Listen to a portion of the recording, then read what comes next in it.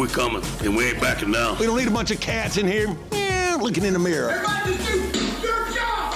You understand that? Hey, will you shut up? I'm bitterly disappointed with the officiating today. Guys being dudes. And they run through our like through a tin horn, man. Thank you, Lee. Fellas, I was in Austin this weekend. Did not get a chance to run by and see Sark. But look, we've all seen some shit on Bourbon Street. Godfrey obviously lives close to Broadway in Nashville, et cetera, et cetera. I was on 6th Street on Saturday night, and there was an accompanied toddler walking around. Like not a 4-year-old. Like baby's first walk, baby's first 6th Street. Richard opening the show with the baby selling weed bit from the old Chappelle special. Hook 'em, baby. Hook 'em. Are you trying to say that this small person does not have the same right to walk up and down 6th Street that you have? Sounds like someone thinks sovereign citizenship starts later in life. Richard, come and take it. You texted me that you met a listener by chance in Austin. Is that the case? Yeah. So I was after a harrowing bus ride. If anybody has been to Lake Travis, they know what I'm talking about. Yeah. After a harrowing shuttle ride, one of those like Mercedes-Benz Metro buses that was going far too fast on the sort of sidewinding, way up and down to get to Lake Travis. I was waiting to get on what could be charitably called a pontoon for a drunk day on sort of one of those little islands there in the middle of Lake Travis. And I was wearing a shirt from Home Field Apparel, our friends at Home Field Apparel. And I was talking about Florida and Florida State with some of my buddies because these are Florida buddies that were at this bachelor party. And this guy, the homie, Rob, sort of walks up to our group and was like, "Are you Richard? I recognize your voice." And so shout out the homie Rob. He dropped off a bunch of breakfast tacos. He was coming off of the lake as we were going on. He dropped off a bunch of breakfast tacos and some beer. A good dude. And that is my second chance encounter with an SZD listener in 2 or 3 weeks. Always very heartening to see. I had one this weekend as well. I was at a ridiculously opulent Delta wedding in Monroe, Louisiana, and it was out on this giant, like, tent bigger than a football field, no lie. Opulent, dumb Steel Magnolias thing. Anyway, well, I hope the people who got married don't listen to this show. Someone walked up to me and, like, it was in mixed company, and my wife can attest to this. And the one guy was like, I love the show. And another person's wife who knows of me in real life was like, oh, he hates to talk about that. And it was like, this guy was like, he was suddenly apologetic. And I guess I'm starting to realize the Godfrey hates your team bit is taking on like larger levels than it needs to. So if you see me in real life, come say hi. Oh, absolutely. I'll probably I'll hand you a child to watch. But yeah, it was like, he fucking hates that. So I didn't hate it. It was very nice to meet everyone. Yeah. Thank you for listening. This has only happened for me 2 or 3 times, but I absolutely love it. If you happen, I mean, we're not such a big podcast that this is annoying, Like, I think it's very exciting. Someone said something to me in a subway last year. Actually, it was a PATH train stop. Had one in an airport one time. Anyway, if you ever see a very tall man wearing boots, that's probably Godfrey. And definitely bother him. Definitely say hi to him.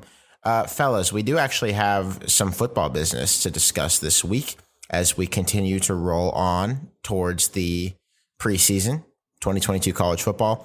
Quick news roundup, kind of a feature of the spring and summer shows these days. LSU is starting their own streaming service. As friend of the show, Matt Brown at Extra Points recently reported, LSU is not alone on this. Maryland, the Terps, were actually first to market, but Notre Dame, Clemson. Are you going to subscribe to the Maryland? I can't see myself subscribing, but I don't think I give enough money. Subscribing to any of this? I don't think that I give enough money to be the target audience for the Maryland subscription service. Arkansas, Oklahoma State are in this game as well. It's probably going to be a thing. And hey, this is I guess they think they're filling a market niche that is sought after. Snap poll real fast. Have either of you given money to your alma mater? No. not the journalism, or excuse me, not the athletic program, but the Ed Ashoff Scholarship Fund. I've given Okay, that's to a different. scholarship. That's different. I would give money to the Edward Ashoff Scholarship I have given Fund. to Yeah, a that's specific scholarship fund, but like just talking about like a general campaign contribution to Maryland, absolutely not a cent. So like I'm not going to say I will give money to the University of Florida's journalism school because they won't call me. Yeah, so I get that call once a week. That's why I was asking. Yes. 662-915, and then it's a different extent 4-letter. Yeah. I'm sure you guys had the same thing, the same prefix on campus. He's 662-915, UNIV-MS, and I'm like, oh, that's getting the old asshole button. But I will, there is I have a friend who works in fundraising as well on the university side at Florida. And you know how they send like the automated emails to you or whatever? Yeah. And now they try to make it like personal by like sending it from someone, but it's definitely still an automated email. One day I got one from her in air quotes. And I texted her, I was like, oh, you made it now. Yeah, So- my wife used to do that for a living, and I still am very mean to those people. They're just doing their jobs and they work hard, but you know, we all have our crosses to bear. Godfrey, you sound a little skeptical about this new thing that, you know, a decent percentage of the Power Five is now getting into. I don't want to blow the show notes up here, Alex, but I did request to talk about this. How does this factor into the ESPN deals? Well, it doesn't. I think that the idea Okay, is so that pause. If it doesn't, what meaningful content are you paying for? I think the answer is this. I think it's like athletic departments have a ton of footage hanging around and only so much of it goes on to Of what? So like an example that I'm sure schools are going to do here is like a week in the life of your football coach or something like that. And like, who would watch that? You know, unless it's one of like 3 or 4 coaches, ESPN's not going to care enough to do this. Yeah. But So, you might, weirdly- and like you might have a few fans who will pay $5 a month for it or whatever. Yeah. So weirdly, back to my alma mater for a second, right before everyone's third-party rights got signed over to ESPN in the SEC network overall deal, what my alma mater did was they killed their coaches show. Everyone had a coaches show for up until close to the end of the aughts, where The Sunday morning, sitting. we're going to go by. It looks like and the look at between two, highlights. the between two ferns. Saban set. still does it, doesn't Yes. he? Oh, it is. Oh yeah. It's shit's appointment viewing. The opening of Rammer Jammer, St. John talks about like going to the set of the Bryant Sunday Coaches show. Like it's a much more reverent thing for Bama than probably 99% of the other schools. But Yeah, I would imagine Saban probably has to. It's kind of. oh yeah, it's just yet another version, yet another iteration of the torture on him. But so, anyways, Ole Miss scrapped theirs in the aughts and turned it into a version of Hard Knocks. And this was widely replicated for the next 10, 15 years by other athletic departments. However, this is the point I was getting at. Putting it on YouTube and putting it across free platforms with either like a sponsor driven thing, that has to make more money than doing this, I would assume. It would have to make more money. What if, Richard, the goal of this is not to make money as a streaming product, but just to keep your most engaged fans and donors engaged with you? I guess. I mean, I guess. Yeah. I don't really know what exactly the like downside is of this. How much money? I mean, I don't know who's doing the production like on the back end here. I think it would be kind of neat if it was like, you know, if it was like journalism students or production students getting some like hands-on training. Like I know that we all did sort of in journalism school. This could be an avenue for that. True. It could be a thing that is like a partnership with parts of actual campus. I don't know if that is how that's working any of these places. I'm saying that could be an iteration that could be kind of neat. But it's kind of like a who does this hurt kind of thing. You know what I mean? I just spent the weekend trying to fix my father-in-law's Wi-Fi throughout the house, and who is an LSU TAF guy. And I say that because I think this is aimed at hardcores who just probably already have either a latent ignorance of streaming or a fatigue of streaming. I think we're hitting saturation point on streaming way away from the world of sports, just in general. Like you're talking to a guy who turned off his Netflix for 4 months and had no issue with it whatsoever. Like I just don't understand. I would love to sit in the strategy meeting at LSU specifically, knowing that fan base and that athletic department pretty well, and figure out what's your target audience, what's your goal, what's your growth, Give me a 5-year trajectory for this. And then what's the content plan? Are you just getting by like solely on Disney Plus for the Rugrats? I'm an HBO Now acolyte. Like I find HBO myself Max? watching. Sorry, HBO Max. Sorry, yeah, that one's probably my favorite. A service that has iterated itself 4 times: HBO Go, HBO Now, HBO Max. And then the kids are Disney Plus is sort of the cornerstone. But also I have I'm sure this lines Richard's pockets in a roundabout way. Like most of us, if you have Disney Plus and you are aware of American sports, you're locked into that triple bundle. So like we have Hulu and we rarely use it just because it's locked into that bundle. So yeah, you would be surprised. Honestly, like as you get busier, you have kids or whatever, I guess like you're probably paying way too much for streaming just because you don't have the time to consume it. So yeah, like we flipped Netflix off for like 4 or 5 months and didn't notice. Another part of this LSU thing, by the way, well, aside from the streaming thing, but another LSU thing, Godfrey, that I wanted to bring to your attention. You have made kind of a regular hobby horse of talking about how Scott Woodward, the athletic director at LSU by way of A&M, was the quote unquote country club hire designed to appeal to a certain type of LSU fan, the type of LSU fan who might have been embarrassed by Ed Orgeron, wanted a glitzier blazer wearing coach like Brian Kelly.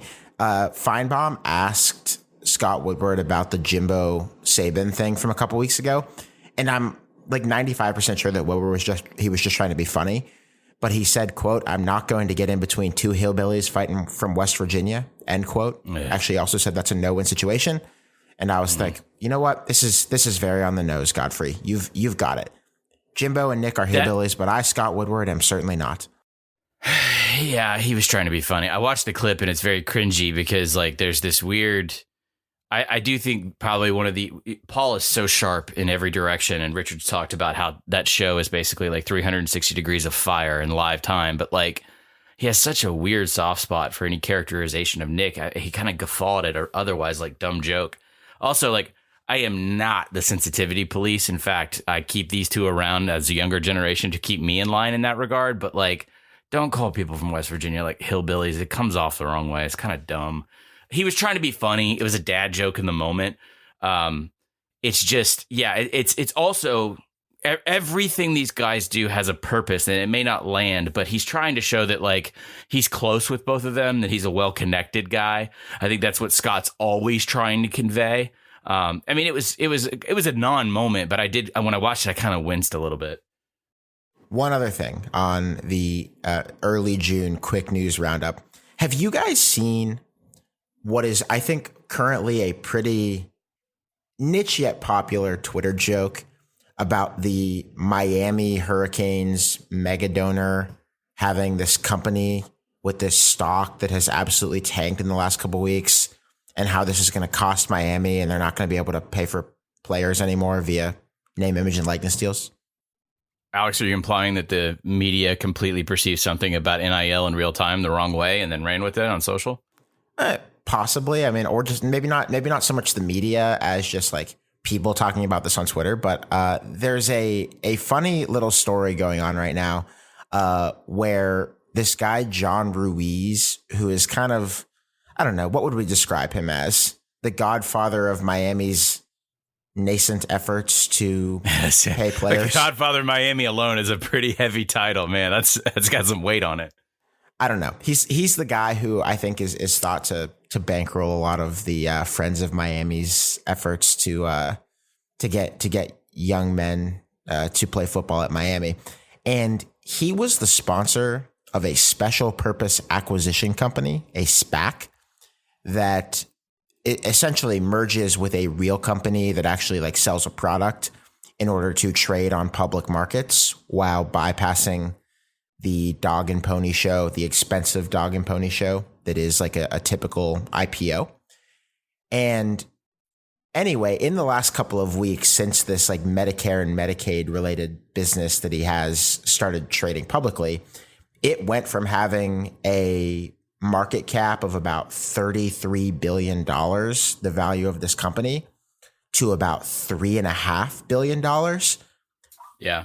So not good. You know, you don't typically want to see your business lose almost all of its value in a period of like 3 weeks. You know, it's best avoided if you can do that. But people have been, I don't know, joking or thinking honestly that this is like somehow costing this guy John Ruiz a bunch of money, and he's going bankrupt on this or something. He's heading to the poorhouse. He's not going to be able to give money to football players who might go to Miami. And here is where we have a dovetailing of my interests with some of my financial writing at Slate. Because you're a regular old Matt Levine these days. Oh, he's my favorite finance writer. He's really, really good. I read his newsletter every day. Strong rec for that one. It's called Money Stuff. I do like it a lot. But anyway, this guy Ruiz, and this is kind of a funny thing about this SPAC market thing that exists in American finance now, though it's kind of on the way out, some think. So his business lost tens of billions of dollars in value, but he still has a multi-billion-dollar stake because he owns 65% of this company. And because of the mechanics of a SPAC, of this special purpose acquisition company, like he's lost a lot of money on paper in the last couple of weeks, but like he hasn't lost a dime of actual money. And in fact, he has a net worth just in this stake of, like well over $1 billion. I think it's like 65% of the value of the company.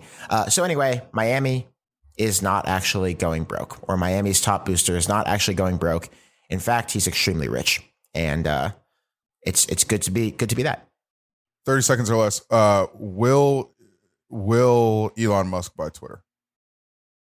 Oh, I don't know, and I'm gonna go no. I still don't. I texted you. I'm going no. I texted you a week after that shit happened and said he ain't about to buy that shit. He's Richard obviously did put that trying, in the. That's as a witness. He put that in the SED group chat. You are correct. He is obviously trying to either not buy it or to buy it for a lower price.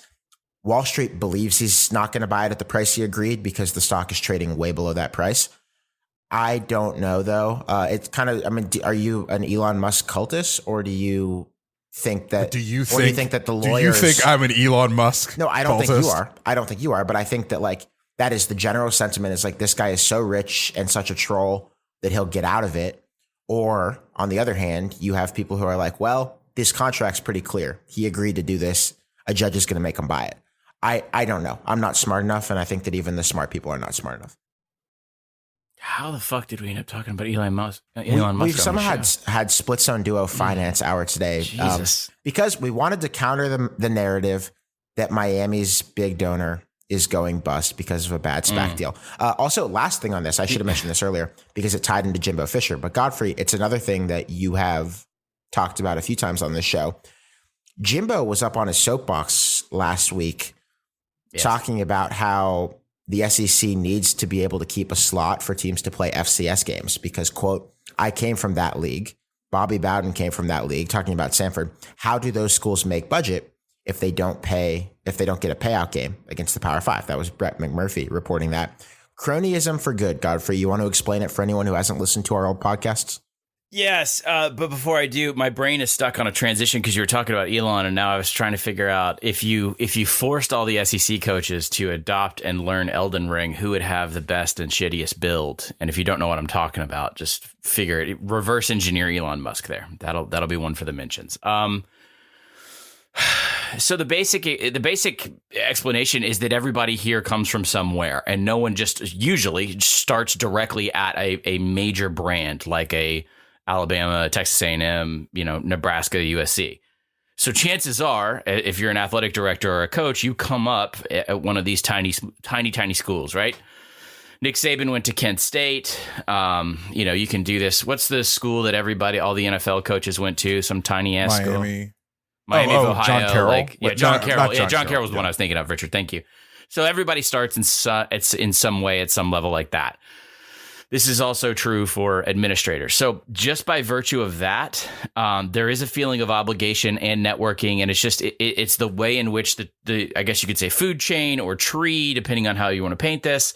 There will always be interaction with those smaller schools as part of that food chain. That will never really go away. We have fatigue with those games. We sort of claim fatigue with those games because generally they produce a pretty poor football product. So if Texas A&M, just beats the living daylights out of a bad, I don't know, I'm just trying to think of a really bad FCS program, like, Charleston Southern or Citadel or something like that, where they're completely outmatched. We hate that. Of course, everyone criticizes the SEC for SoCon Saturdays. I do find it a little hypocritical, though, because it does help. And bottom line is we have not found an economic solution to keep some of these FCS and lower tier G5 schools alive without these games. I would love for them not to exist in certain capacities, but at the same time, everyone here can rattle off an FCS over FBS upset that they absolutely loved watching, and you don't get those without this system. And the reason that it persists, at least according to your theory of the it's world, just crony. I mean, it's I could have just said cronyism and we could have moved on, but I mean, like, it's not. I don't even look at the cronyism here as a pejorative. This is just how the system works, and that, like, hey, I came up at tiny school X. I'm going to reach out to them because, hey, we have 1.2 in our budget to spend on a game. I'll call these people. Hey, I know this guy. Or, sometimes you work at a Texas A&M as a young administrative assistant going up through the athletic department, and then your first job as a deputy AD is at a small FCS school. That's also usually how it happens. The way the administration side works roughly is if you're a coach, it makes sense for everyone here that you would start at a small school, end up at a big school. We know what those terms are defined as. For administrators, it's about budget. So in other words, like, you're going to start at a school with $1 million budget, and then you're going to go to a $20 million budget, and then you're going to go to an $80 million budget. That's how it works. Okay.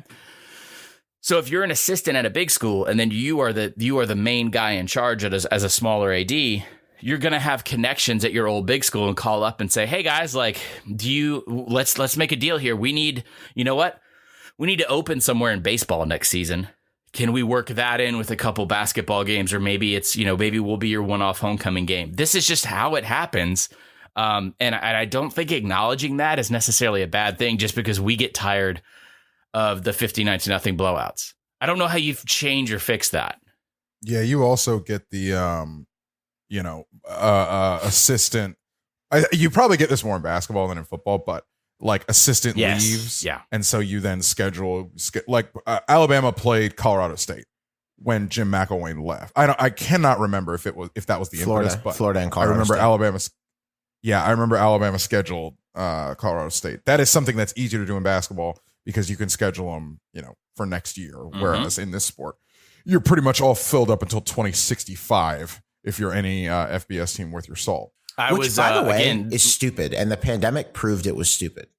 So I had this exact conversation with my brother-in-law this weekend, and he was asking me, he goes, wasn't the Coastal BYU game fun? And I was like, yeah, it was a blast. Like, try and find an emotionally positive highlight from just as a passive viewer of the 2020 season. That was Coastal BYU was awesome.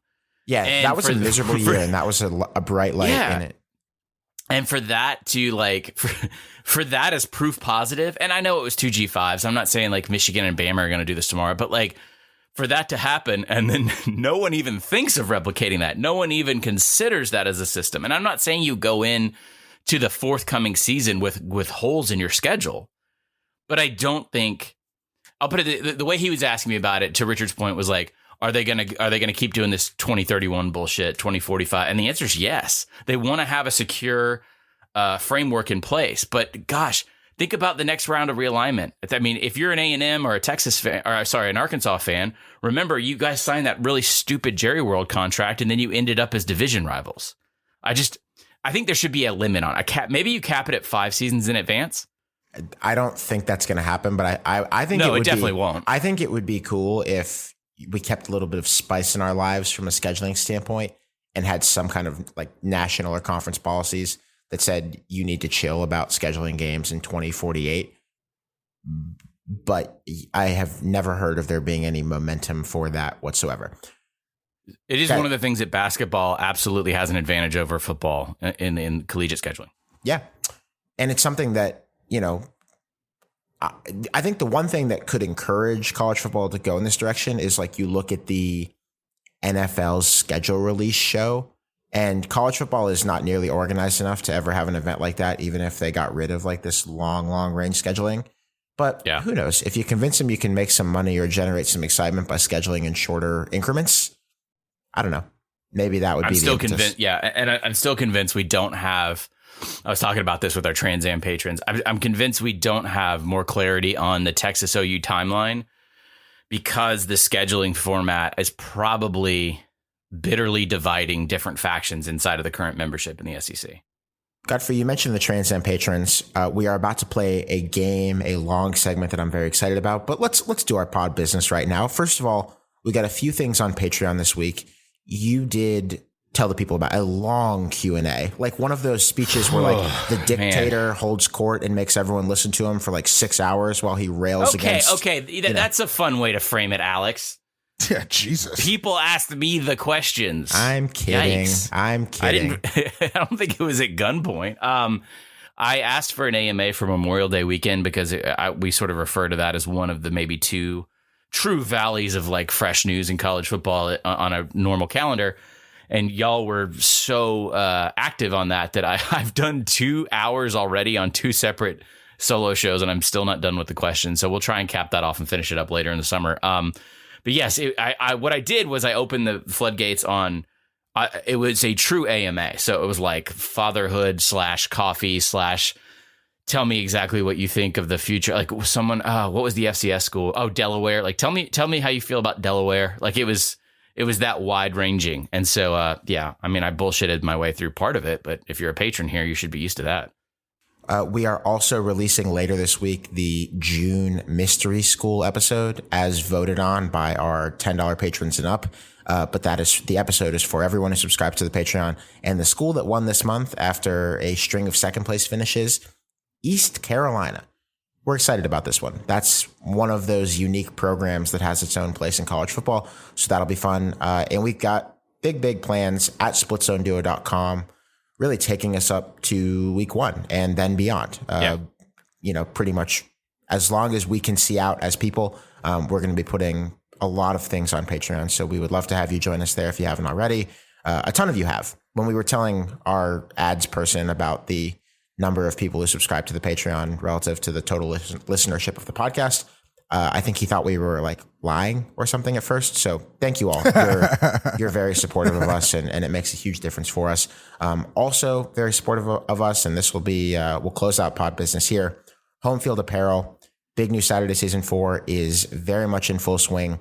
I think Clemson is next up per sources. Small school in South Carolina, small school in Little South old Carolina. Clemson. It's nice of little old Clemson. Something good to happen to him.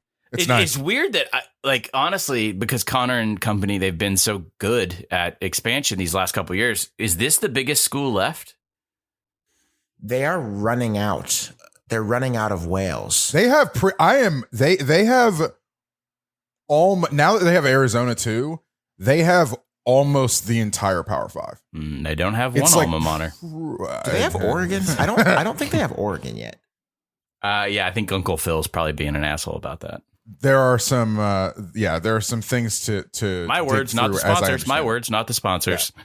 There are some things to dig through to get the Oregon deal over the line, or at least in your hands as far as a shirt is concerned, from what I understand. Mm-hmm. And then there's an alma mater of one person on this podcast that, the vintage logos are a little hard to deal with. Look, there is another entire nickname, entire color set, an entire mascot that was let go in the 1930s or 40s to bring Rebels back. And I have said this before, and I'll say this again. I would donate. I would tithe to the fucking athletic department if they went back to the Flood, because it's badass. It looks amazing. It would put the Green Wave to shame. But they, of course, I'm talking about pissing up a rope. They're never getting rid of that. One of my favorite bits of college football trivia is that Ole Miss does not stand for Old Mississippi. I remember in like Google 2020. Yeah, Google it too. It's not up to me to be the one who decides this, but when I learned about the history of the phrase, I could not believe that we just that is just that we just go with this. That's because they did. They did slide on that. I will say conversations. Not on the show notes. They did slide. They got that one. They got that one past us. They mounted a pretty formidable defense that it's not the Massa thing about 15 to 20 years ago, and that again, Google it. Hey, They went out very aggressively and argued against that and said it had to do with the yearbook, and that went on for like 5 years. And because the etymology was so mushy in terms of actual historical reference, it's now become it's honestly more of a flashpoint than Rebels. But yeah, anyway, good luck to our friends at Home Field, because they're not going to have the entire Power 5 for a while. They're going to be thrilled with that. How's that for a transition? Yeah, we are great partners. Okay, thank you very much, Home Field. Thank you. They very much. They got a lot of Georgia Southern, baby. Guys, here's what we're going to do for the bulk of the remaining time on the show today. Though I think Richard's got a surprise for us later. He does. Sure do. He does. So we have some question about how true this is going to be for the long haul, with players getting paid and with the transfer portal and some scholarship rules enabling coaches to turn over their rosters dramatically in year one, as we've talked about Lincoln Riley doing right now at USC. But the conventional wisdom has long held that if there's going to be a big breakthrough in a coach's tenure at a school, you're going to start to see signs of it in their second year. Some high profile examples of this, and it's not always the second year, sometimes it's later, but some high profile examples of this. Saban at Alabama in 2008, Smart at Georgia in 2017, Urban Meyer, Pete Carroll, Jim Tressel all had tenures like this. Not a hard and fast rule again. I think, James Franklin at Penn State was one who was a year 3 kind of breakthrough. Justin Fuente at Memphis, when he was getting them revved up into being one of the better programs in the group of 5, that was very much a year 3 thing. Neil Brown at Troy, Sean Lewis at Kent State, Tom Herman at Texas, schools like that have managed to have a third year breakthrough. But second year is a good time if you can do it. It's the first year that the roster really starts to look a little bit like your own, and where you have had time to install some things that might have been sloppier in the first year. Anyone arguing with that? No, I'm just laughing. You're doing like a Bill Lumbergh Office Space bit where it's so polite, but it's very passive. Like, see, it would be good if you could, return on investment and all the money we spent on you and win immediately right now in year 2. That would be great. Yeah. So you're very good at that, Alex. It would be nice if you could put some wins together. With that in mind, the hot thing to do every season is to talk about the year 1 coaches who just got hired, because they are shinier objects and because we haven't actually seen anything from them yet. So you can let your imagination run wild about what they might do in year 1. Let us zig where others zag as we enter this last stretch of the offseason, and let us check in with each year 2 FBS head coach, and let us classify their vibe at the moment. It'll be kind of a status check. We will go on a spectrum. Is it a vibe check or a status check? Either one. I don't know. What should it be? A vibe check or a status check? Vibe is decidedly Gen Z, so I don't know. You guys tell me. It'll be a status check because we're a very mature and refined podcast operation. I kind of wanted to go with vibes. All right, then vibe check it is. On a spectrum from good to holding, waiting and seeing, to this could be trouble. Those are your 3 options: good, holding, and then follow up with kind of what would be a good thing for this coach to demonstrate in 2022. Spoiler alert: winning games would be good, but we can be a little bit more descriptive than that in a lot of cases. And we're just going to go alphabetically here so that nobody can accuse me of favoritism. Let's start in Tucson, Arizona, with one Jedd Fisch, who enters his second year after having won, I believe, a game last year. Richard had the pithiest line, which pisses me off because that's my job. So Richard, you can lean in with your line. I think that's the best summation of this entire situation. I'm sure there are a couple other Pac-12 teams that we can think of here, but Arizona is really probably the luckiest dog that the Pac-12 is going to ditch divisions. I mean, they really got to be thanking their lucky stars on that one. Tell me why, because it's not as immediately obvious as like Indiana or Rutgers or Maryland in the Big Ten. This is a long build process. Honestly, I'm not saying it's as bad as like when the entire collective of college football Twitter got mad about Josh Allen going to the Bills, but like we definitely dunked on Jedd Fisch. And so far, I think just by virtue mainly of circumstance rather than like what he's actually achieved, Arizona looks pretty nice right now because they're quietly building. They're getting a little bit more talented, brick by brick, to quote someone else who's about to appear on this list.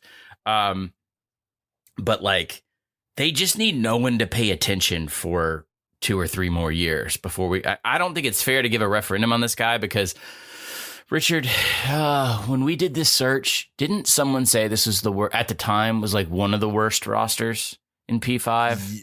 Yeah, it really tanked. It was under Sumlin. It was bad. Yeah, I mean, it was bad. So yeah, it was bad is the way to say it. Alex, I don't want to break the game, but I do think Arizona is a good example. No, but I just saying like Arizona because we have put holding on a couple of these entries. Arizona is one where I would advise y'all not to try and not my co-host, just y'all like don't look at the year 2 metric here because I think they're on a much longer stretch if we're going to be realistic with this program. Richard, I want to come back to this because you didn't really elaborate on it. Why is Arizona in particular so lucky that the Pac-12 is moving away? I mean, this year they still have them, but it does seem like divisions are dying a slow death in the Pac-12. Why does that help them so much? Well, so that they can, in some way, shape, or form, avoid USC, UCLA, and Utah. I mean, they're probably going to play Arizona State in some way, shape, or form, but like you're gonna avoid those 3 teams. Yes, you may pull an Oregon, right, or a Washington. Yes, you may pull a Washington in whatever new arrangement. But you know, if you can get 1 or 2 of those sort of big boys off and replace them with an Oregon State or a Cal in an odd year, you know, it kind of can help you get to 8 or 9 if you're, you know, something. I am optimistic about where this could go because the recruiting has been good. And I know I've been very derisive about this, by the way, for like the last year, but the recruiting is going well, at least in the high school ranks. Arizona State going into an apparent death spiral also would figure to be pretty good for UA. Here's the problem. And this goes back to... That was the context I was talking about. This goes back to the conversation we just had about scheduling. I know that they scheduled these games years ago. They scheduled, like, this is a bad idea. What were you thinking kind of schedule? They are opening up San Diego State's new stadium. They are playing Mississippi State, which is kind of a wild card, but it's an SEC roster, and it's no kind of gimme. Where is it? I forget where that game is. I think it's probably at home for them, but I did not pull it up, and I should have. And then they're opening the North Dakota State Seal. After that one's the dumbest. I mean, that one is the stupidest, and like you just shouldn't, like you should have known not to do that. But like, so like they're gonna get better. I think they're gonna get better. But you're just not gonna see what it. If you're 0-3 in the first 3 weeks? I mean, that's tough. And then you got to go play the Pac-12.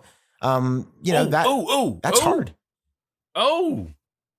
Okay, sorry, I just had a thought that like maybe this could be advantageous. I still think they're going to lose this game, but this is how you trap an SEC team. Boys, on FS1 on Saturday, September 10th, do you know what time in the Eastern time zone that game kicks off? Mississippi State at Arizona? Ooh, I see this. That's going to at Arizona. 11 p.m. Eastern time, boys. 11 p.m. Wasn't at that, night. You remember a couple years ago when Ole Miss played Cal? Same thing, yeah, but yeah, I watched that game. Yeah, same thing. So that's 10 p.m. Starkville time, and the reason why, in case y'all are curious, is that there is a law in Arizona that you cannot have particular activities in the month of September until after I think it's maybe 8 or 9 o'clock local time because of the heat. It's fucking hot. Because they will kill you. Like you cannot play at 2:30 in the afternoon in September. Local time in Arizona, or you will die. So it's the same reason why the World Cup moved to November. Well, yes. Well, that in a complete rogue nation that bribed everyone and has slave labor. Shout out to human FIFA. rights are a social construct. Alex, I think going back that here's a fun cautionary tale about scheduling.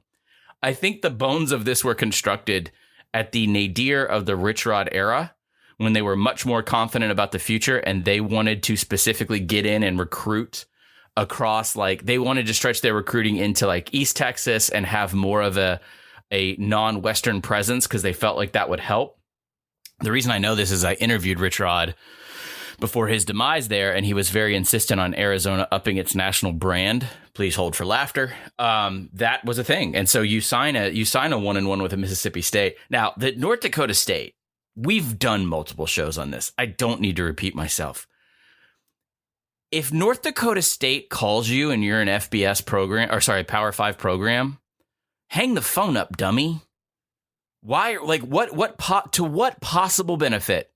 To what possible benefit in week 3 before you start conference play on the road against Cal's defense would you want to play the Bison? Yeah, it's a bad idea. I would advocate for a rule change where if you play and beat North Dakota State, that's treated like an FBS top 25 win by the playoff committee and by bowls. But absent that rule, there's a bit of dissonance where while I enjoy seeing North Dakota State play FBS teams, it's just not a rational choice for a Power 5 team to make. No. Again, just want to say this for the record. Mississippi State's going to win that game because of Arizona's roster. But also, we turned this into an Arizona show. I apologize. Yeah, we've done quite a bit of Arizona. Let's keep going down the list. Arkansas State, Butch Jones. Ugly first year. They were worse than most of us thought they would be. Like, I think a lot of people were pretty optimistic, and then they went 2-10. The played like Memphis very closely and then got walloped by the terrible Washington team. And then I kind of faded out in terms of paying attention. Word on the SBC street was that they had a high level of roster turnover. There was a lot of all of your usual like bingo card gripes here of like, well, Blake's recruiting fell off, blah, blah, blah. This roster wasn't managed well, blah, blah, blah. We got a new thing going in. Again, all of these things can be true at the same time, but we won't find out until the end of year 2. This, maybe more so than any other coach on here, is a must-win season. I just don't think, given Arkansas State's almost turnkey appearance through so many coaches, if this is your first comic book, remember that Arkansas State had a series of one-year coaches who kept the thing going before the transfer portal existed. You had Hugh Freeze, Brian Harsin, Gus Malzahn, not in that order, all one-year stints, all successful. That is the standard at Arkansas State because the amount of talent they can bring in. Also, if you've never been to Jonesboro, maybe one of the best facilities in the G5, just in terms of what they've spent on their facility. So the expectation is, okay, you got the kinks out, we're here, whatever. You better win now. Well, also, they have experience winning through coach turnover at a pretty serious clip. I mean, through Freeze to Gus to Harsin to Anderson, which is winning. And Richard, yes. Did you expect that they would just win quickly? Yeah, I may have missed on this one, I will say. Well, I would also point out what you just said, Alex. This is a different Sun Belt we're entering into. All those winning years that we just talked about, that was before App and Georgia Southern. Most of that was. This is a tougher conference to win in, and Butch will be measured by the previous standards. It's not quite like, hey, Louisville won so well in the Big East. Why aren't you winning the same way in the ACC? Yeah. But it's close. No, all of those coaching transitions were before 2014, which I think was the year that App and Georgia Southern came along to the Sun Belt, though I could always be off by a year. Speaking of former Arkansas State head coach Brian Harsin, now at Auburn. Hey, things seem like they're going great here. I mean, can we just tease a future patron show where we spend 2 hours figuring out how this, this is going to be the Archduke Ferdinand of the cycle, we think. So, everybody knows what the fuck's going on here. Yeah, Jesus Christ.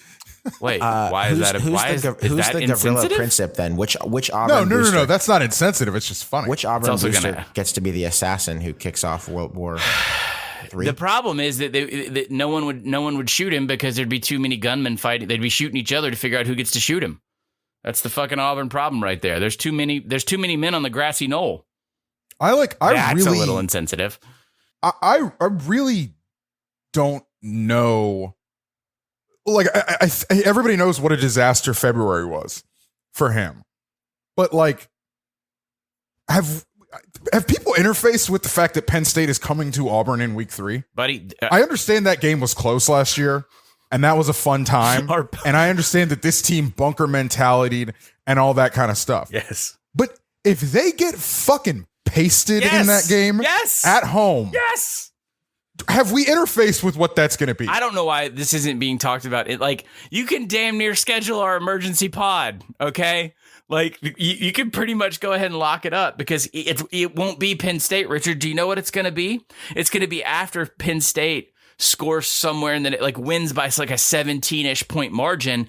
And then the next week, when there's complete and total disarray and turmoil, and Eli Drinkwitz drops 51 points on that ass, that's the emergency pod for the firing.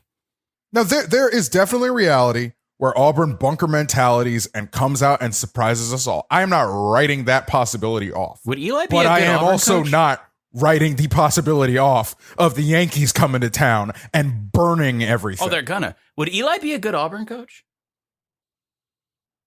Huh. One thing that I will say, two things that I will say and leave. We talked on the previous What the Hell's Going On at Auburn patron show that we did that one of the big concern points, I guess there have been a few. This one would have been back during all of this mess back in February or March, whatever it was. One of the pain points that people have been mad at Brian Harsin about at Auburn is a perceived amateur recruiting operation that has reared its head in a few ways, from like organizing visit days to organizing camps.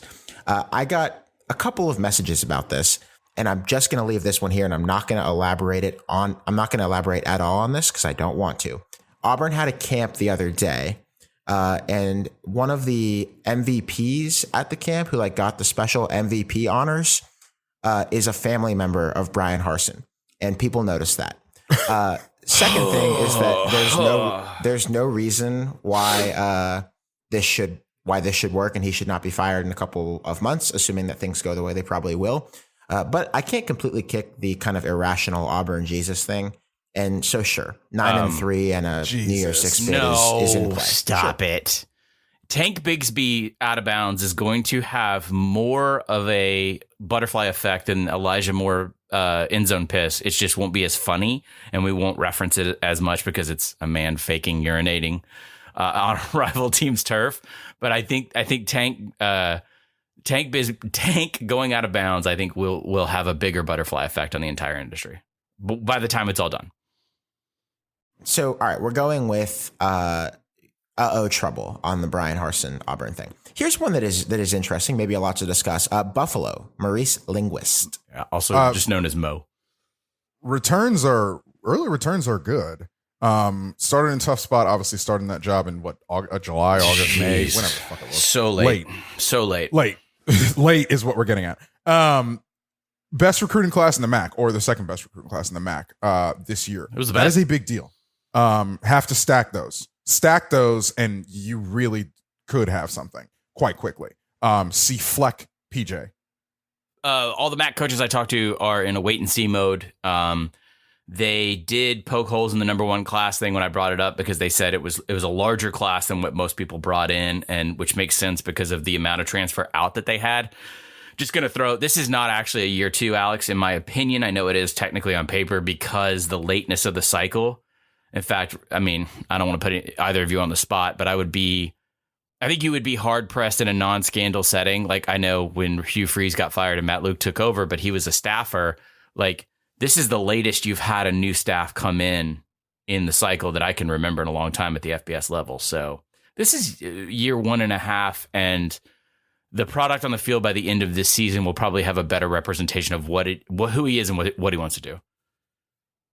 The thing that I'm interested about with this is, I think Mo Linguist can definitely coach ball. I think Harbaugh had just given him a pretty serious job at Michigan. He was co-DC. Yes. Yep. He was co-DC with Mike McDonald. He came for the Cowboys at the time. Had been at A&M, Texas native. He has a great resume. Was with Mullen at Mississippi State for a cup of coffee. Okay. He might succeed there, even if Buffalo in the long run just recruits like Buffalo. The thing that I wonder about that would give it some added upside is because I think he's a Southern guy. I know he was flex, Florida, Georgia guy for a period of time. He's from Houston too. It's crazy that you just said if Buffalo recruits like Buffalo, because this program was shit for so long.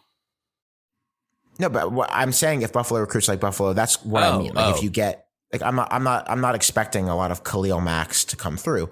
And I think he was not a very heavily recruited player, by the way. But I guess my point is, Linguist is a good ball coach. Even if they're not getting great players, they could be upwardly mobile in the MAC because almost anybody can be. But like if you're getting real talent from more talent-rich areas than Western New York, hey, who knows? Maybe you could really be onto something there. Northern Illinois proved that if you can get big and run in the MAC, you can be a disruptor quickly. And if you can run the weirdest fucking offense anybody's ever seen. The what That's another offense? The story for what another day. offense did Very you say? quickly. No, and I said the weirdest fucking offense that anybody has ever seen. You're talking about Northern Illinois? Yes. Explain that. Explain that to people, because I think most people just thought they just ran the ball. They did just run the ball, but how they run the ball is very interesting. When we do season previews, we'll sort of go into that in some depth. There we go. They are just very interesting on offense. Yeah. Andy Avalos, Boise State. He was 7-5 in year one, which look, that was the worst full season for Boise This millennium in 25 years. Yeah. This millennium. It was not a good year for them. They were. I don't know how much of that we lay at his feet. I don't know. Oh, I mean, they were shit on offense with one of the better receivers in at least a G5. I mean, like, I get it. I get there were close games on that schedule. There were a lot. Close losses, I should say, on that schedule, but they were not good on offense. This is a frustrating program all of a sudden to try and understand, because I don't think that there's if you swing the UCF game, suddenly I don't think anyone notices the season at all for a first year head coach to go 8-4, but they didn't. That's fine. And I think down the stretch, they got right against bad teams, with the exception of beating the piss out of Fresno. That was the thing they kind of rallied around. I mean, otherwise, they beat BYU. Yeah, I'm telling you, this was not a bad season. They just lost. They just Fresno. They lost. Fresno. Yeah, they lost more than they usually did. They also, I think, at the end of the year too, they fell prey on it was a nationally televised game. They got San Diego stated in exactly the way that the Aztecs want to play you. And Boise fans aren't used to seeing that. I think they're going to be fine in the long run. The problem is the Boise standard is so specific that once you establish it, it's actually a whole other hell. Like, this is very much a kind of thinking out loud. Shout out SEC Network. Shout out.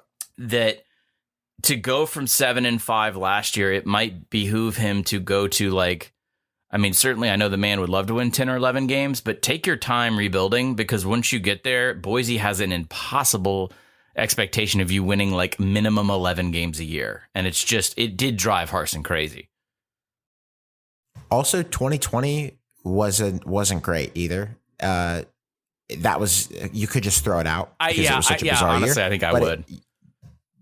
And that was obviously before Avalos, but I don't know. It's been a few years now since Boise has really looked that like conference Boise, is marginally better at the top, and Boise fans and Boise as a brand has not recognized that yet and refuses to accept that standard. Marshall, Charles Huff. They're going to be good, man. Going to a new conference, a tough. They're going to be good. This is when I was doing the Athlon stuff. This is where Sunbelt coaches were like, "Yeah, we're just now seeing tape. We looked at their roster. If you don't know, Marshall has a particular way of admitting kids into the program and having a qualifier kind of situation. They have historically brought in a ton of athletes who can't qualify at other places, and they are expected to be in the very top end of the Sunbelt right away. I think Charles Huff is doing exactly what you're supposed to do at Marshall. Yeah, Richard, you're a believer? I'm in. I'm rather interested indeed how this is going to go. Yeah.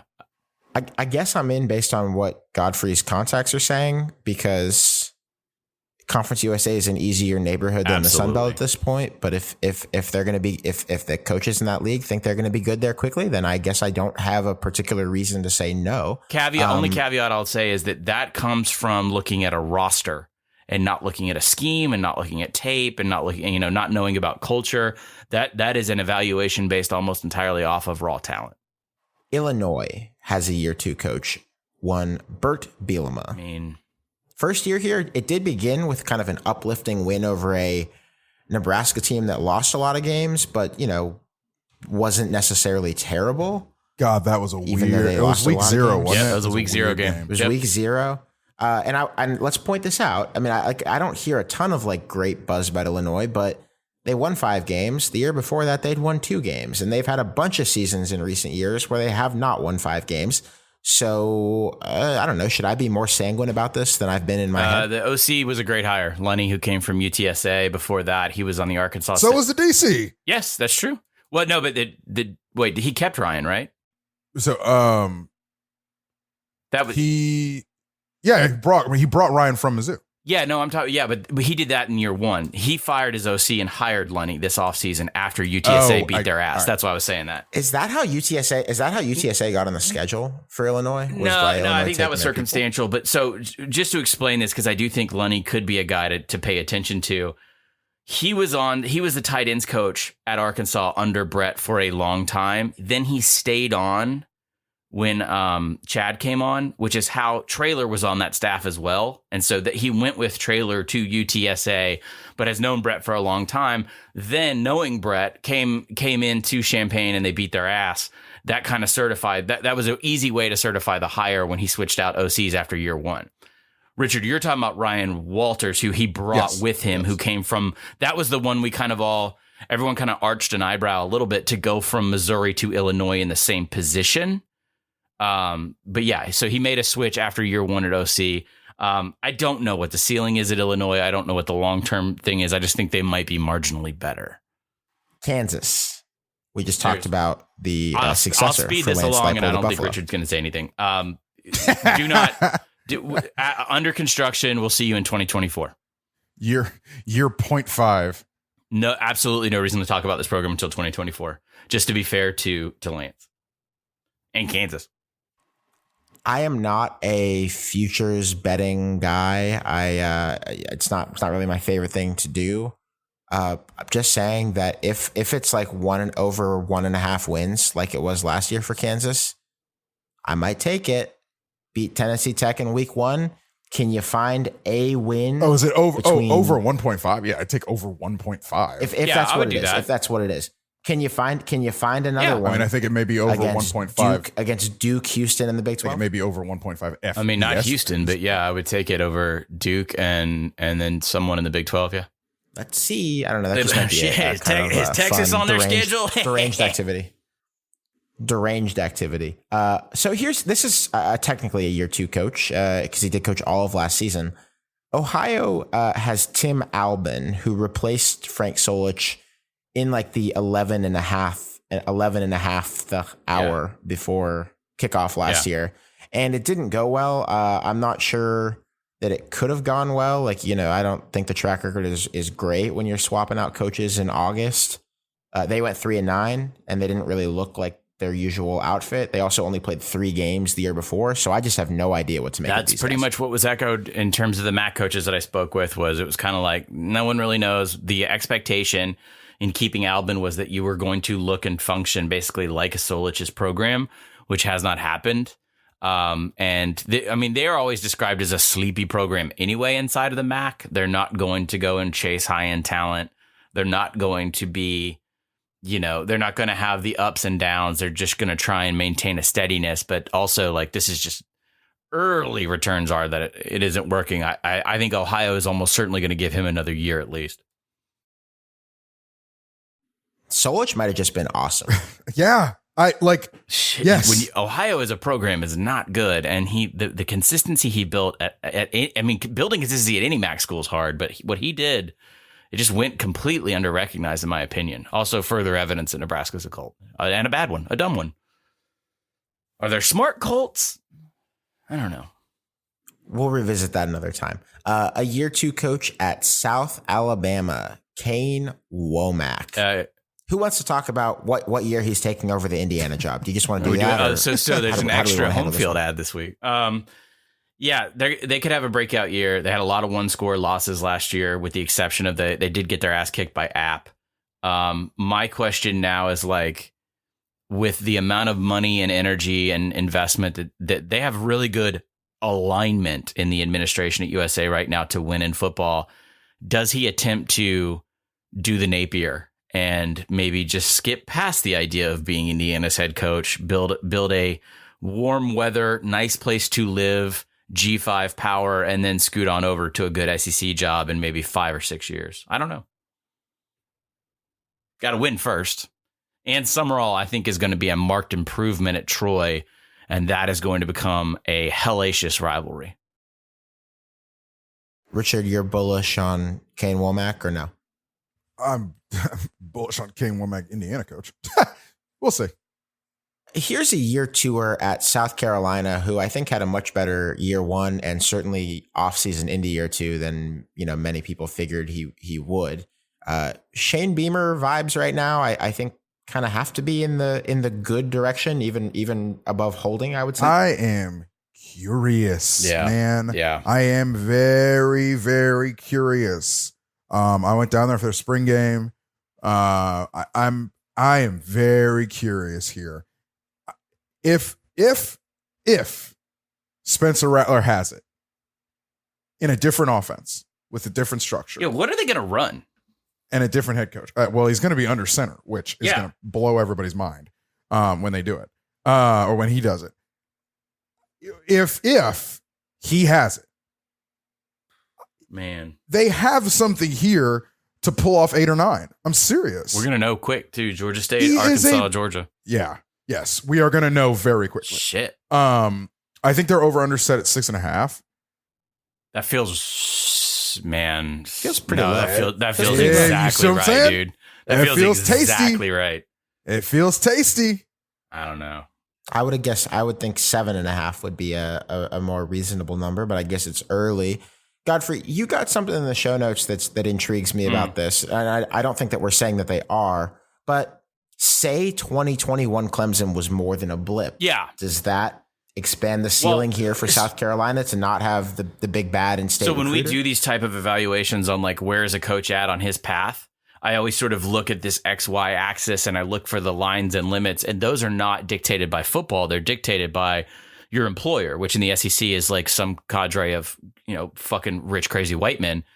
What is the South Carolina expectation? Because after the series of embarrassments they suffered, I think, yes, they were begging for consistency. I think Shane is getting people excited to a point now where they're asking, well, what's our ceiling? And I don't know if South Carolina collectively has a definition on that yet. So I'm curious how a Clemson that even just regresses to the mean a little bit would affect that ceiling.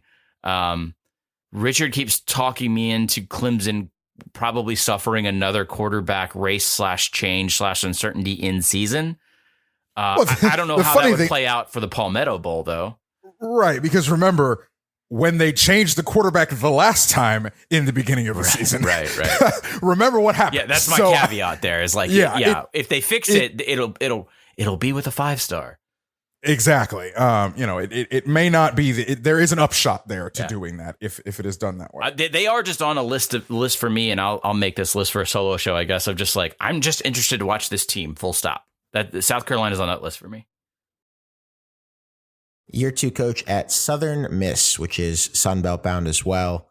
Will Hall's first year basically nuked from orbit by the quarterback situation. Yeah. If you'll recall, they ran out, what was it? Like they had like 10 or 12 people take snaps, including several non-quarterbacks. Actually somehow moved the ball a little bit at points without a quarterback. So I think that I'm inclined to just completely toss the first year, and I don't really know what to make of the second, but I'm curious. The program's broke ass, but they're very proud, and there's a belief there that even with bad margins financially, because of their location, this is one of the last things I think I wrote for Banner before that folded, was that there's just an expectation when you look at Radius with Southern Miss. I like what they're doing right now, and maybe this is a longer show topic for a different day, but they are approaching the talent in the area with an FCS mentality, which means back in the day, enterprising FCS coaches would talk to kids that they knew for sure in their state or their region, we're not going to play in the FCS. They're too good.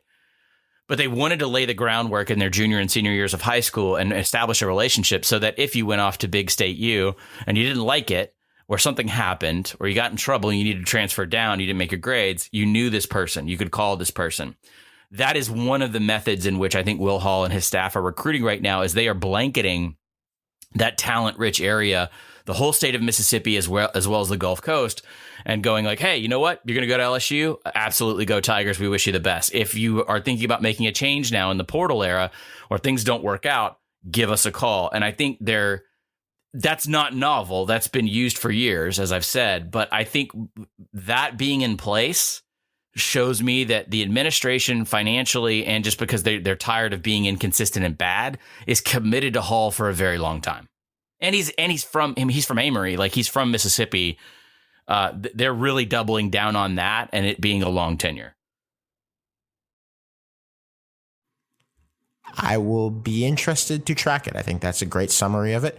At Tennessee, Josh Heupel, I think, had a pretty encouraging first year. Are we good? I do not think it is a fair representation to talk about this before the NCAA stuff comes down, whenever it is to come down. Really? I don't know. Yes. Okay. Yes, I am. No, it's fine. Yes, I mean, all right. It was well and good last season. I'm not saying it wasn't. But if the NCAA comes out here and nukes this thing, which I don't know that they're going to do. Nope. But if they do, everything changes overnight. And Josh Heupel gets an extra year on his contract. Deontay, I'm pretty sure it was Deontay who broke my brain like months ago, and we need to do a show about it, where he explained why the Josh Heupel offense is the modern triple option. And it just absolutely broke my brain. And what he meant by that was taking limited talent or addressing deficiencies and scheming it out, basically, like using scheme to compensate for what you don't have, which is what the triple was sort of designed to do. And he might be right. I was trying to be pithy in my show notes, and I just wrote, that was a neat trick. Now do it again. This is a program, to reference South Carolina for a second, that if is in the first second they have any modicum of success, they raise the ceiling too high. They've been like that for 30 years. So that's why I was saying, hey, neat trick, do it again. Like, they're still pissed about the Music City Bowl. So this is going to be one of the harder year twos, in my opinion. That's NCAA investigation notwithstanding. Speaking of harder year twos at UTs with orange color schemes, let's just throw out the game on here. I want to throw out the game format because everyone knows like how year one was for Steve Sarkisian. Is a firing on the table this year? No. I mean, they'd have to just absolutely eat the curb, right? If they went 5-7 again, he would not. I only ask because we've seen year two firings a couple times in the last couple of years, and if there was a program that would do it, it's actually Auburn would be the program, but Texas would be the other one. And so I just wanted to confirm. We're saying that unless it's a total abject disaster, like worse than last year, he at least gets another year to keep building. I think he has to win. I mean, they need to have a winning season. Which as usual with Texas, I mean, not really worried about the skill players. Yep. And worried about the linemen. Yeah, that's a fair summation. I think that the Bo Davis rant was apt and probably did a better job defining Texas's problems than 20 years worth of sports journalism could. I think you throw out Bama, they're going to take it in the teeth. There's absolutely no reason to use that as a barometer on anything. And then I think this is the year in which they're asking him not to lose the 50-50 games. And then maybe somewhere inside of a win or two or three in November, you can logically, insanely claim, oh, I see flashes of what's to come. I think that's where they're at. I'm wondering. I feel like you want to say something about Texas that you're hedging on, Alex. Yeah, a little bit. Like, I think they should be pretty good because I think that the quarterback, Quinn Ewers, is probably pretty good. Hasn't played a snap. Don't know. Yes. That's why I said probably pretty good. Like, typically, if you're one of the handful of highest rated quarterback recruits ever, you're probably going to be pretty good. No guarantees, but probably. My thing is just like, even if they go 7-5, like, okay, that's probably fine. If they go even 6-6, you mean to tell me that some insane rich person there is not going to try to see what fire the market. him? I mean, And you're not going to have an Auburn maybe. thing? Let's look and see what the market does in terms of availability and that kind of stuff. But yeah, right now I don't think they want to set themselves back one more time. This is me saying I don't think he was the right hire at all, and I don't think they'll be successful long term. I'm completely not sold on Steve Sarkisian as a Texas head coach. One of the things that I'm not sure of is I'm not sure if the SEC stuff is as imminent yet to cause mania. Yes, that's a good way of looking at this situation. Absolutely. We will see where it goes. Let's go to the state of Florida. Gus Malzahn. They were very, very hurt in his year one. So this is another one where I'm not really sure that I can commit either way. So I would piggyback off of just the subject matter that Richard mentioned. We have some programs and conferences that are looming in transition based off of the bomb that went off last year. UCF is headed to the Big 12. I think a lot about this when I think about BYU because they're going to go from an independent schedule and having won a lot of games to then this year, are they going to adjust going into the Big 12? I think about UCF with the same terms here. So I think everything's fine and good. I think they're just looking towards the future. And honestly, I think in the Big 12, and this is speaking in generic terms, if they continue to recruit and develop the way that we expect UCF to, I think Gus could have a nice little final arc of his career with a UCF Big 12 membership, just based on style and the way that things run in that conference, minus Texas and OU. Richard, you're from the state of Florida. Do you fear? It's weird to be nice UCF's about UCF. Disruptive presence. I'm just curious about how, not in like a smarmy way. Like I'm legitimately curious about how you load up to make the step. Like what are the things that he feels need to happen? All that kind of stuff. Does he think anything needs to happen? Roster wise? Yes. And can battles. you and do you like do that?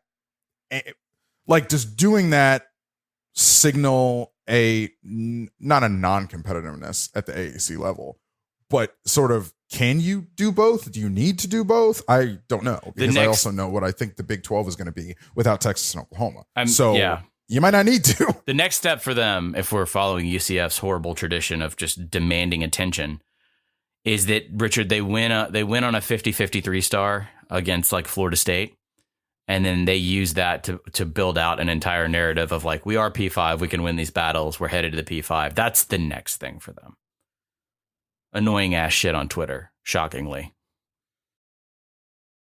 ULM, the Louisiana Monroe Warhawks. Godfrey, are you mea culpa? Are you ready to admit that Terry Bowden was one of the hires of the cycle last year, and that your dismissiveness of him was a callous, grievous breach of decorum? The best comment I got in the entire Athlon season this year was, do you know why they were fucking successful? And I asked the coach why, and he goes, because they got a bunch of fucking portal commits during a pandemic where the kids didn't actually put a foot down in Ouachita Parish. And then once they got there, they realized they were in Monroe.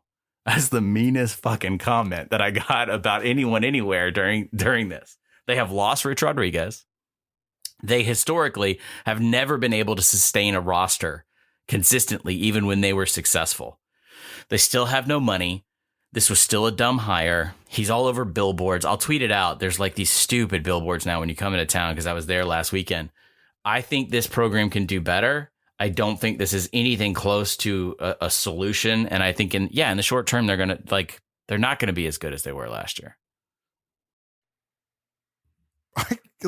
He's fair. One of those. It's one of those spots where you like forget he's there, because it's fucking Monroe, dude. Well, yeah. I mean, I say that with some genuine love for the place because I spend so much time there, but also like it's a poor Delta town that I don't know if it's even fair to ask them to like shell out more money for an FBS program. But I think you have to be a contrarian thinker and do things different, and dusting off the portly bones of Terry Bowden is not the way to drag your program into the future when the entire Sun Belt is getting better and better and better. Portly Utah bones. State, Blake Anderson. Logan, Utah is probably the site of the most clear cut. This is going well. Year two so coach, far, yeah. I would think. I mean, Yeah. They won the conference last year. They won the Mountain West after being really bad. And also, like, you know, the extent of the turnaround was kind of jarring because Gary Anderson seemed to just kind of like have cratered morale and the roster and yeah, but they everything by had the time he talent. left. That's what happens when in those situations. And I'm kind of thinking Washington might have a similar deal. If you dickhead it up so bad that you get fired because of culture, which is what we think happened with Jimmy, and we know happened here with Gary Anderson, it doesn't mean the roster's actually that bad. So I'm not trying to take Blake's Gary flowers technically away. quit. He technically quit. Shocking again. Yeah. Alex, you and I wrote a fucking story about him quitting on another program like less than 5 years prior. Like it's Gary quits. Yeah, Gary quits. And Gary also, before he quit the Utah State job a couple seasons ago, had said that opt-outs were not acceptable. He then opted out. He also completely fucking hijacked the search for Utah State's next head coach, where they were bringing in some banger candidates because they are a high-level G5 because of what they can pay, and basically convinced the sole big dog booster there at USU and then wedged him in at the last second, and it was a total fucking disaster. I will say two more here. Just quickly. Yeah. I mean, check. You won the conference. Nice. They beat so looking forward in the future. They are a couple miles ahead on the track of CSU. I love the Jay Norvell hire. I think CSU finally got it right, but Utah State is ahead right now for a little while. And I think that they just need to keep winning in the short term to bolster that recruiting, because there are programs that are coming for them in that sort of like 1A to 1B to the Boise monster kind of position in the Mountain West. Two more, and we will wrap what has been a long June show for us. Godfrey, I'll go to you with the first one because you're in town. Vanderbilt, Clark Lee. Nobody knows. Nobody knows right now. I mean, this is I'm just going to be totally honest and transparent about this. What they're telling me they're attempting, what I hear what they're attempting, like their critics and their sort of advocates are all saying like this thing is just too big and too wide open to understand right now. This is I want to use the word risk, because they're so committed to the fundamentals and the beliefs and applying a Notre Dame, applying a, you know, they really don't like the Stanford comparison, but like Northwestern comparison to this, like the margin for error is smaller in this conference. It's harder to do. I just saw a wonderful presentation about facilities renovations that are so insanely long overdue. Have either of you gentlemen covered a game at Vanderbilt? Yes. It is never have insane how far behind that stadium is in basic amenities. Because of the atrophy in an otherwise richer than 4 foot up a bull's ass program in this city. They still have work to do. I always, when I do local radio here, which isn't often, kind of put a foot in their ass because they could be so much better. Clark is a gamble. He's a native son. He's from down the street. He played there, all that stuff. But like they are attempting to really overhaul this thing. And I don't think you're going to see any proof of life on the field until 23 at the absolute earliest.